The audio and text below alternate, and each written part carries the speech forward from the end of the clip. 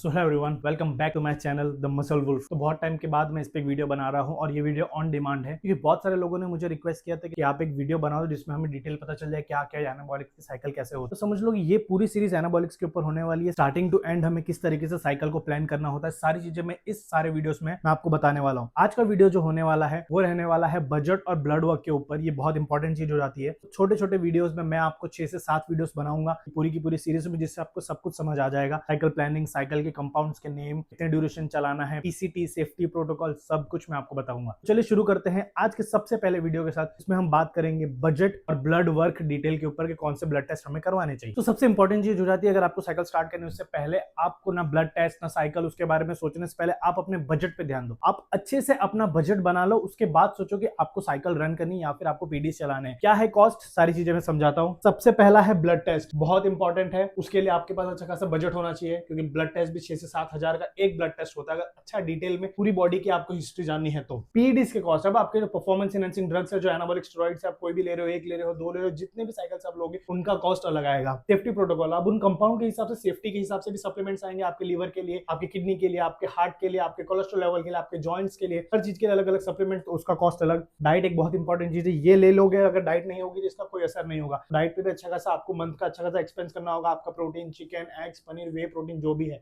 Supplements की बात करें, सप्लीमेंट्स भी बहुत इंपॉर्टेंट हो जाते हैं, तो सप्लीमेंट्स को भी हम ऐड करेंगे तो उसका भी खर्चा आएगा। उसके बाद पीसीटी, अब पीसीटी करोगे तो उसमें भी कुछ चीजें यूज होंगी, उसके भी खर्चे आएंगे अलग से, तो सब आपको बजट बना के रखना होता है। लास्ट में फिर एक ब्लड वर्क।